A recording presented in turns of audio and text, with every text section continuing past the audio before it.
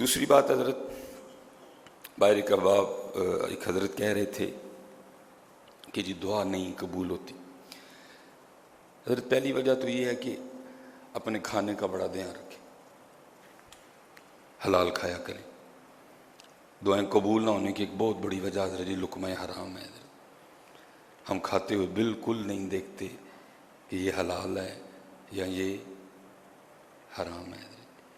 حضرت سیدنا امام احمد بن حنبل آپ گھر تشریف لائے تو آپ نے آ کے نا کھانا طلب کیا تو کھانا نہیں تھا، آٹا نہیں تھا، روٹی نہیں بن سکتی تھی. آپ چلے گئے، جب واپس آئے تو آٹا گندا ہوا پڑا تھا.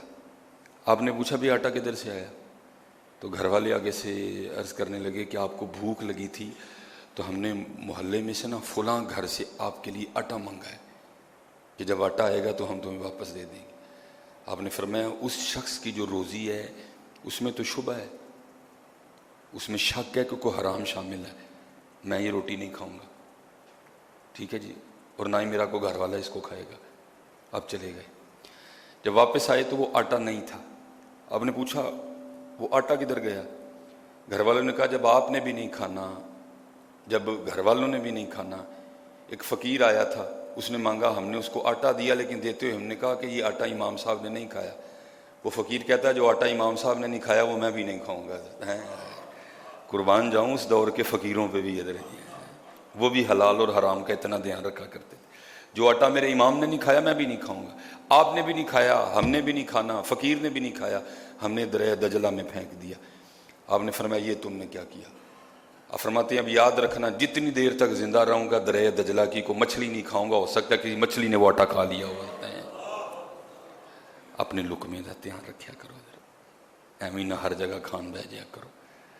دعا قبول نہ ہونے کی پہلی وجہ یہ ہے ہم رو رہے ہیں، ہم گڑ گڑا رہے ہیں، دعائیں قبول نہیں ہو رہی. کیوں بلا؟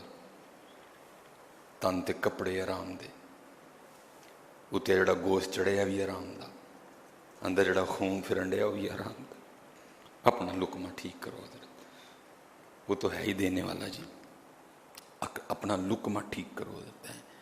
اور دوسری بات حضرت، جس طرح مانگنا چاہیے نا ہم اس طرح مانگتے بھی نہیں ہیں. اسی منگنی بھی چودھریاں آ رہا ہے، چودھریاں آر منگیاں تو نہیں نہ لبدا ہے حضرت. فقیر بن کے مانگ پھر دیکھا کیا کیا نہیں ملتا. ہم چودھری بن کے مانگتے ہیں جی، فقیر بن کے مانگ. حضرت یہ حضرت سیدنا طاؤس رحمۃ اللہ تعالی علیہ بہت بڑے بزرگ ہیں. فرماتے میں ایک دن حضرت امام زین العابدین رضی اللہ تعالیٰ عنہ کی بارگاہ میں حاضر ہوا تو کیا دیکھتا ہوں آپ کا سر مبارک سجدے میں ہے اور اللہ کی بارگاہ میں عرض کیا کر رہے ہیں؟ عبیدک بفنائک، اے اللہ تیرا بندہ تیری بارگاہ میں حاضر ہے. عبدو کا نہیں بولا، عبیدک، تیرا بندہ تیری بارگاہ میں حاضر ہے. پھر کیا کہتے ہیں؟ مسکینوں کا بھی فنائک، تیرا مسکین تیری بارگاہ میں حاضر ہے. پھر کیا کہتے ہیں؟ سائلوں کا بھی فنائک، تیرا سوالی تیری بارگاہ میں حاضر. پھر کیا کہتے ہیں؟ فقیروں کا بھی فنائک، تیرا فقیر تیری بارگاہ میں حاضر ہے. اللہ پتہ ہے جو کہہ رہے تھے وہ کون تھے؟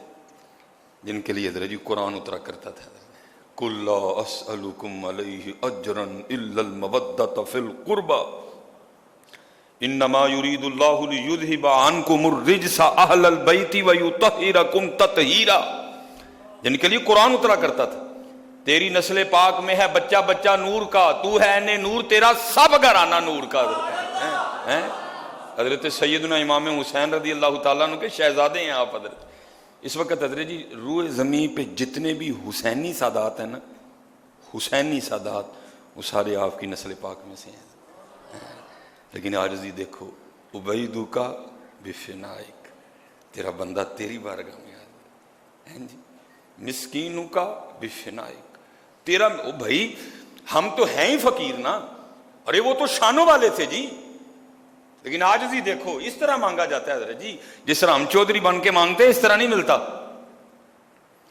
سائلو کا بفنائک، تیرا سوالی تیری بارگاہ میں حاضر ہے. फकीरू का भी फिनाइक, तेरा फकीर तेरी बारगाह में हाजिर है। हजरत ताऊस फरमाते हैं, फरमाते उसके बाद मुझे जब भी कोई मुश्किल पड़ी, मैंने इन्हीं अल्फाज से जो हजरत इमाम ज़ैनुल आबिदीन के अल्फाज थे, कहते मैंने इन्हीं अल्फाज से अल्लाह के हुजूर दुआ की, अल्लाह ने मेरी दुआ कबूल कर ली है। आजिज़ी फिर मंगो हाँ कदी इत्थे आके तुसी फिर देखो हाँ मिलता कि नहीं मिलता है।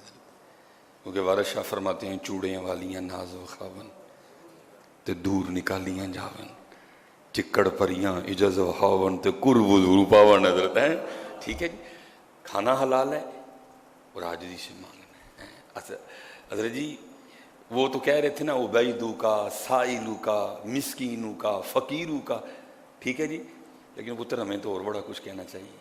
या अल्लाह तेरा गुनाहगार, या अल्लाह तेरा नाफरमान, या अल्लाह तेरा एक भागा हुआ बंदा है। हमें तो और बड़ा कुछ कहना चाहिए। वो तो उबैदू का, साइलू का, फ़कीरू का हैं जी, हमें तो और बड़ा कुछ कहना चाहिए। या अल्लाह तेरा गुनाहगार। और देखो ना जी मियाँ मोहम्मद बख्श साहब रहमत क्या कमाल हाजरी थी। एक बूली कुत्ते, एक पिस्ते कुत्ते। और यार इन दुनियादारों को क्या पता हो ये क्या रंग है, इन दुनियादारों को क्या पता हजरत ये क्या रंग है। आप फरमाते हैं एक बूली कुत्ते, एक पिस्ते कुत्ते ते मैं हाँ अखनूट कतूरा। छोटी गल नहीं बाबा जी, मियाँ मोहम्मद बख्श थे वो। एक बूली कुत्ते, एक पिस्ते कुत्ते ते मैं हाँ अखनूट कतूरा, फिर तेरे दौरान खलोता पा अपने करम दा टूरा। आज सरगी उठो पुत्र और झोली फैलाओ अपने अल्लाह की बारगाह च, लेकिन शर्त है लुकमा हलाल दा खाइयो।